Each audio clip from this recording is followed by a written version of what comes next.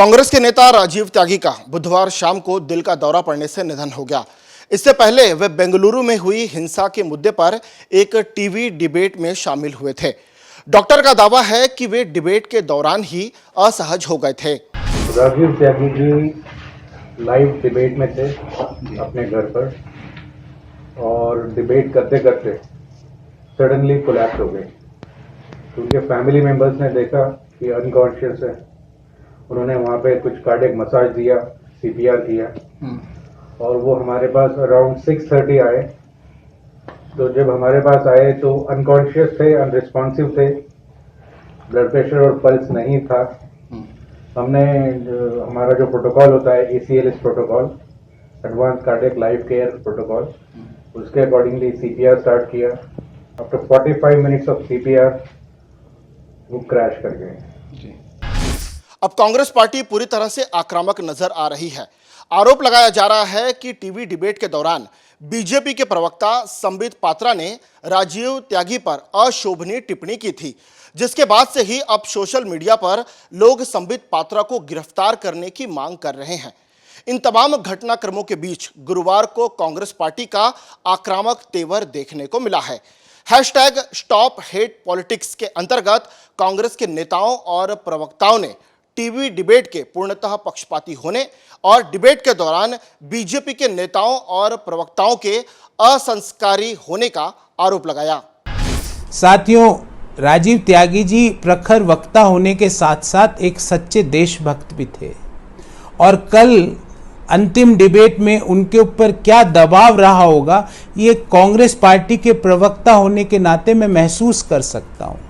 ये दबाव हमारी धैर्य की, हमारी सहनशीलता की परीक्षा देने के समान होता है। साथियों, सबसे पहले तो डिबेट का टाइटल ऐसा चुना जाता है जिससे समाज में बंटवारा हो सके, जिसमें भाई से भाई को लड़वाया जा सके, जिससे समाज के बीच में वैमनस्य पैदा हो सके।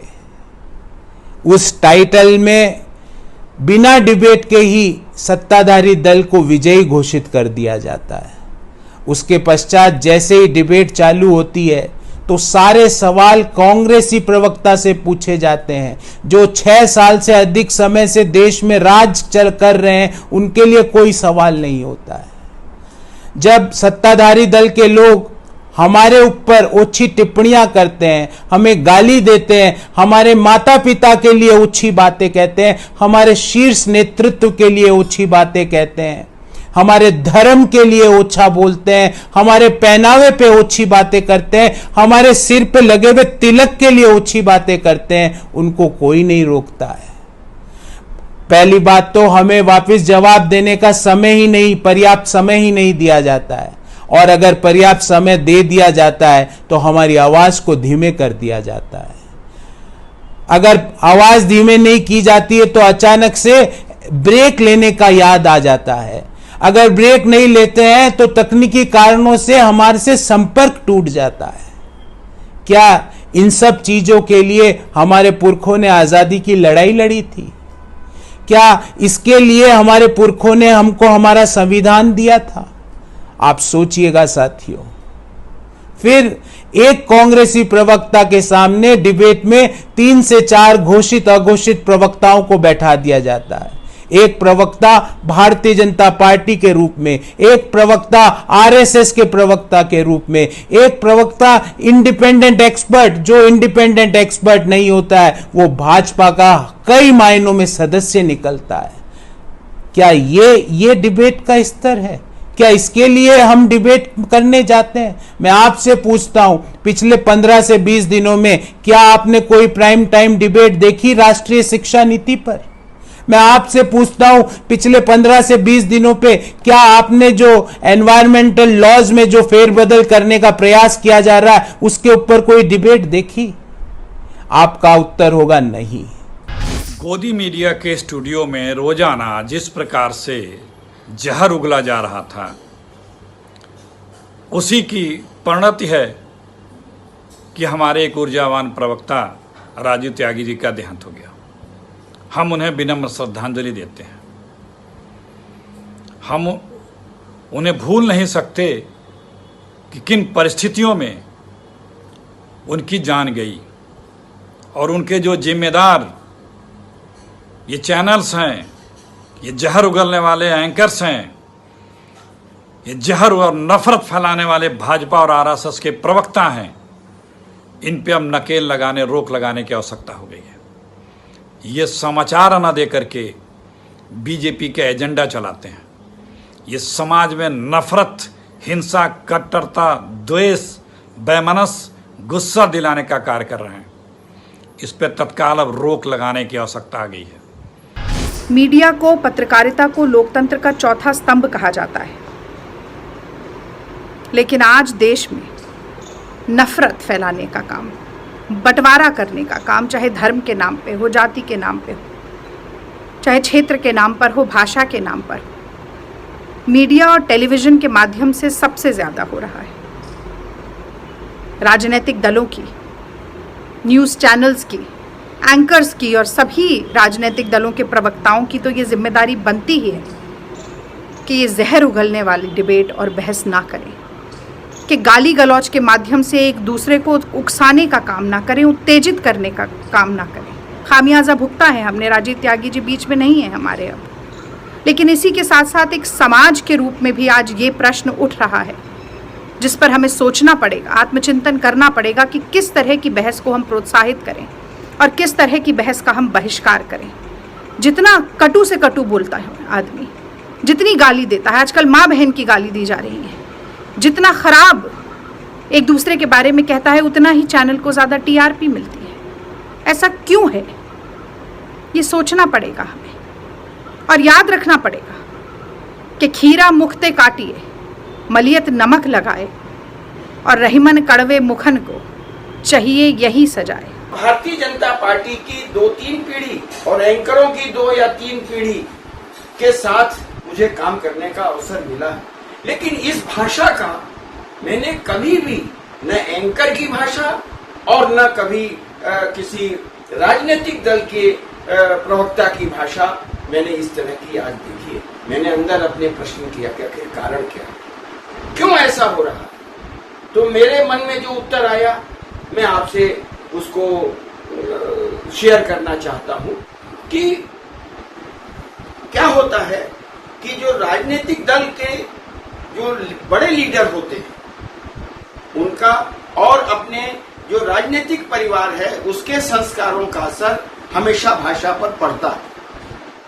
मैं क्यों इस बात को कह रहा हूं कि भारतीय जनता पार्टी इस देश में सत्ता में भी रही और विपक्ष में भी रही, लेकिन सार्वजनिक जीवन में, सार्वजनिक बहसों में इस तरह की भाषा का प्रयोग मैंने कभी नहीं देखा जैसा कि पिछले कई वर्षों से हो रहा है। उसका कारण मैं जो समझ रहा हूं वो ये है कि इस देश के जो शीर्ष नेता हैं भारतीय जनता पार्टी के, इस देश के प्रधानमंत्री जी, इस देश के गृह मंत्री जी, ये जिस तरीके से अपने राजनीतिक अभियानों में अपने प्रतिद्वंदी कहिए, अपने विरोधी कहिए, उनके लिए जिस भाषा का उपयोग कर रहे हैं उसका अनुसरण इनके प्रवक्ता भी करने लग गए हैं। और इससे क्या हो रहा है कि धीरे धीरे समाज में जो भाषा है वो हिंसक होती जा रही है और इसीलिए समाज के अंदर हिंसक प्रवृत्ति बढ़ रही है। उनके जाने से एक बड़ा मुद्दा उभरा है और ये मुद्दा है और इस पे बात होनी ही पड़ेगी कि सार्वजनिक जीवन में, सार्वजनिक बहस में जिस तरह की जहरीली बातें कही जा रही हैं, जितना विषाक्त घुला हुआ है, उसका अंत होना ही पड़ेगा। और खासकर टीवी चैनलों पर होने वाली बहस, व्यक्तिगत हमले होते हैं, गाली गलौज हो रही है, अनर्गल अनर्थक बातें कही जाती है, हिंसा और उत्तेजना फैलाई जाती है और निरंकुश बातें कही जा रही हैं। एंकर कहीं पर या तो चुप हो जाते हैं या वो भी चिल्लाने लगते हैं। 12-12 स्क्रीन होती है, लोग एक दूसरे के ऊपर चिल्ला रहे हैं। इन बहसों का क्या मतलब है? और इन बहसों के बाद सोशल मीडिया पर होने वाली और भी भद्दी बातें जरूर कहीं ना कहीं दिल पर ठेस पहुंचाती हैं। मैं तो टीवी जगत से ही आई हूं, एडिटर रह चुकी हूं, एंकर रह चुकी हूं और कहीं पर दिल पर हाथ रख के ये बात कहूंगी कि बहस को गरिमामय बनाना और का दायित्व हम सब पर है, सब वक्ताओं पर है, सब पैनलिस्ट पर है, लेकिन इसकी सबसे बड़ी जिम्मेदारी, इसका सबसे बड़ा दायित्व कहीं ना कहीं टीवी एंकरों पर है। आप पर जिम्मेदारी है कि आप निरंकुश प्रवक्ताओं पर, निरंकुश पैनलिस्ट पर अंकुश लगाइए, बहस को गरिमामय बनाइए और बहस को पुनः एक विचारधीन बहस बनाइए जिसपे मूल मुद्दों पर बात हो, जिसपे असल मुद्दों पर बात हो, कोई निष्कर्ष निकले, कोई सलूशन निकले, सिर्फ गाली गलौज करने का एक माध्यम मात्र ना रह जाए। टीवी डिबेट्स हैं जो, वो तथ्य पे नहीं बल्कि शोर शराबा, व्यक्तिगत हमले का तड़का लगाने वाली एक अखाड़ा और एक दंगल बन चुकी है। इन जहरीली टीवी डिबेट्स पे सत्य उजागर नहीं होता बल्कि सनसनी फैलाई जाती है। और ये विषय इसलिए अहम है चर्चा करनी क्योंकि ये प्रवक्ता की सेहत को, दर्शक की सेहत को और एंकर की सेहत पे भी असर सीधा सीधा डालता है। जो एक प्रवक्ता या एंकर अमर्यादित होके एक दूसरे को ज्यादा नीचा दिखाता है, उसकी वाहवाही होती है और उतनी ही सनसनी और टीआरपी ऊपर हो जाती है। ये रुकना होगा और ये अहम है जरूरत है। इसलिए मैंने व्यक्तिगत तौर पे भाजपा सरकार को, मंत्री श्री प्रकाश जावड़ेकर जी को एक पत्र लिखा है और दरखास्त की है कि कोड ऑफ कंडक्ट, एक एडवाइजरी जारी की जाए हर मीडिया चैनल को कि बहस का एक स्तर होना चाहिए। चाहे प्रवक्ता हो, एंकर हो या इंडिपेंडेंट एक्सपर्ट हो, वो मान सम्मान और भाषा की मर्यादा लक्ष्मण रेखा को लांघ नहीं सकते। हर मीडिया हाउस को ये कड़ा संदेश पहुंचना चाहिए कि एक अच्छी डिबेट कराना, सेहतमंद डिबेट कराना उनका कर्तव्य है और दायित्व है, और ये जिम्मेदारी सब पे लगती है, किसी एक व्यक्ति पे नहीं लगती।